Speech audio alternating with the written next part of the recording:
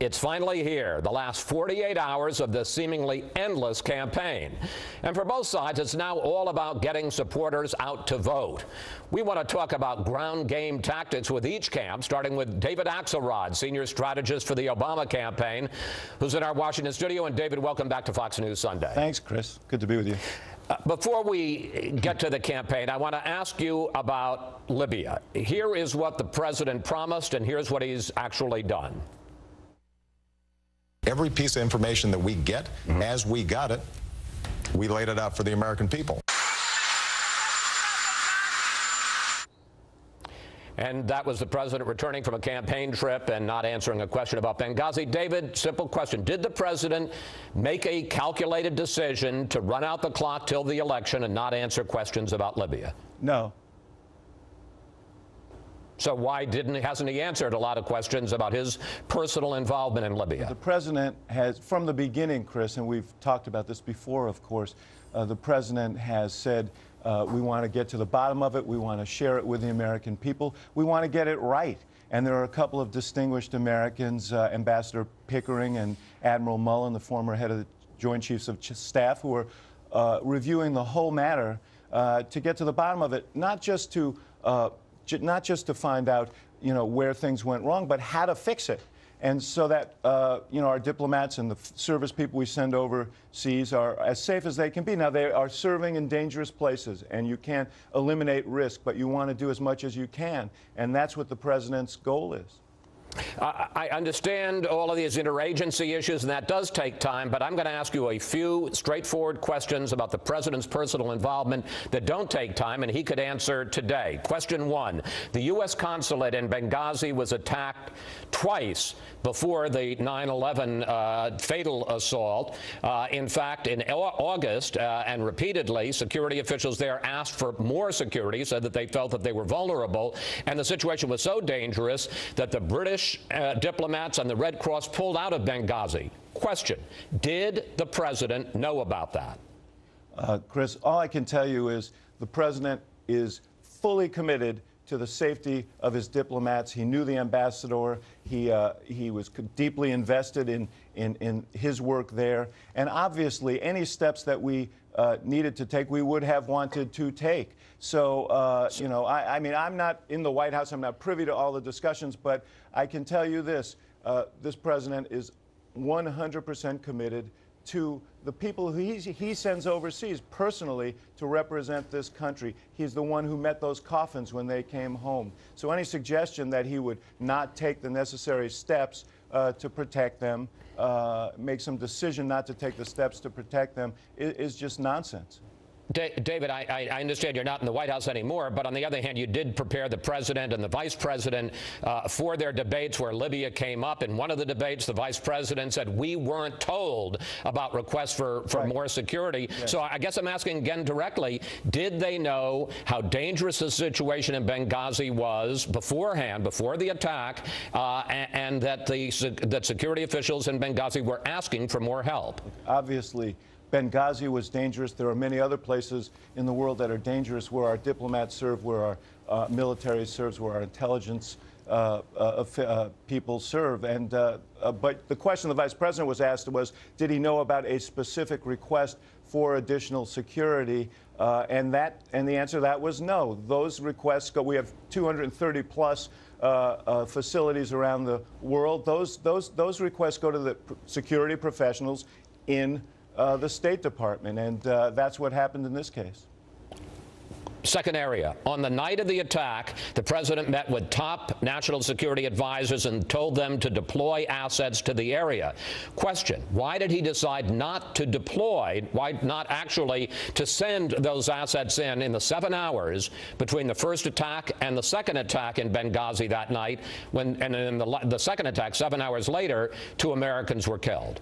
Chris, as has been reported and as the White House has said, I think there was another piece on this in the paper this morning. The president convened the top military officials that evening and told them to do whatever was necessary, and they took the steps that they thought they took every step they could take. But listen, this is exactly what this review is about. Because the real question here is what went wrong? What could have been done better? If we have to make adjustments in the future, what adjustments should we make? That is a solemn responsibility of the president and everyone who serves with him, and that's what's going to happen. Finally, the president canceled campaigning for 3 days. 3 days to deal with Hurricane Sandy, and he was praised for that. Why did he decide to go campaigning in Las Vegas within hours after 4 Americans were killed in Benghazi in a terror attack? Chris, as I said, immediately when word of the attack came, the president was meeting with his top national security folks. He was talking to them well into the night. He was in touch with them during the day during the next day as well. So there's no question about the fact that he was focused on this. Why did he feel he could go campaigning within hours after a terror attack? Well, everything was put in motion that he could put in motion. Every conversation that needed to be had was being had between him and his top national security officials. Let's turn to the election. Here's the latest Real Clear Politics map based on an average of recent polls. Let's put it up on the screen. It shows states solid or leaning Obama. We put them all in blue with 201 electoral votes. States solid or leaning Romney in red with 191 votes, and 11 toss-up states in gray with 146 votes. Romney is in Pennsylvania today, where the polls have him down more than 4 points. But his campaign says their electoral map is expanding and that he's got a real shot there. What say you? I say that they understand that they're in deep trouble. They've tried to expand the map because they know that in states like Ohio, where they have to win, no Republican has ever been elected without carrying the state of Ohio. They're behind and they're not catching up at this point. And they're also going to be in Florida and Virginia, 2 states that you would assume by now they would have secured, at least they assumed by now they would secure. They understand that the traditional or the battleground states on which we've been focusing are not working out for them. We're even or ahead in all of them. And now they're looking for somewhere, desperately looking for somewhere to try and dislodge some electoral votes to win this election. And I can tell you that's not going to happen.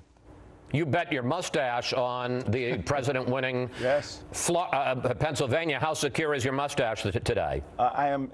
The next time we see each other, Chris, I guarantee you that mustache will be right where it is today. And where it's been for 40 years, by the way, so you know how serious a bet that was. The key now is turnout, and the Obama campaign has talked for years about how strong your ground game is. I want to look at Ohio and what the Romney camp says is happening in early voting and absentee balloting. Let's put the numbers up on the screen. This is a little complicated, but I hope you can see the graphic. They say, this is the Romney camp, says that 557,000 Ohio Democrats have voted early or gotten an absentee ballot so far. That's on 155,000 from 4 years ago. 481,000 Republicans have voted early or gotten an absentee ballot. That's up 108,000 from 4 years ago. That's a swing of 263,000 votes in early balloting, which wipes out Obama's final victory margin of 262,000 in Ohio 4 years ago. What they're saying is that if substantially more Republicans turn out to vote in Ohio on Election Day, which is what they traditionally do, they're going to win Ohio and you're going to lose. Well, I'll tell you what, Chris, we'll know in 2 days who is bluffing and who is not bluffing. The fact is that if you look at every poll in Ohio, we've been ahead, even or ahead in virtually every one. The latest came out this morning in the Columbus Dispatch. One thing that's clear is that we have a very, very large lead among voters who have voted early. We're going to go into Election Day with a significant lead. And so, you know, they can spin it in any way they want. What I'm looking at is cold, hard data. Who's actually showing up, who's casting ballots, and in states like Ohio, Iowa, Nevada, Florida, we're doing very, very well. What they're doing is comparing this to 2008, and you and I have had this discussion. I'm not suggesting that we're going to win by the same margin we won in 2008, and they're comparing themselves to John McCain, who had virtually no ground operation in many of these states. So yes, they're going to do a little better than McCain did, and we may not do as well as we did in 2008, but we're doing plenty well and well enough to win this race. Let me ask you briefly about Florida, where President Obama is down by more than a point in the polls, and yet you're making your final advertising by the campaign there in Florida. Why not in a state you must win? Well, first of all, we feel very competitive in the state of Florida. There have been a spate of polls. In fact, in all of these polls, battleground states polls that have come out in the last 48 hours, I think we're ahead in 90% of them, including Florida. Now, there's been a couple of mixed polls in Florida, but we are very pleased with where we are in early voting there, and we believe we're there too. We're going to go into Election Day with a large lead. So we're very competitive in Florida, and they know it because they're spending a lot of time there. If they were comfortable in Florida, they wouldn't be spending as much time and money as they're spending down there today. David, when will we know who the next president is? Do you think it's going to come sooner than expected on Tuesday night, or do you think this is something that is going to stretch into Wednesday morning?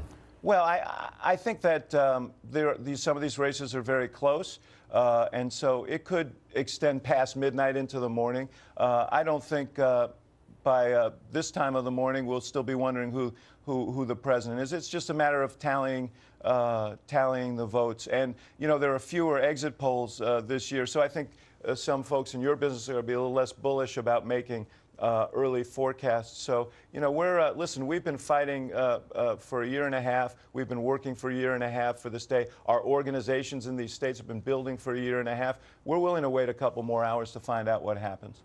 Is there one state, is there one county or precinct that you're going to be looking at early in the evening that's going to tell you whether it's going to be a good night or a bad night?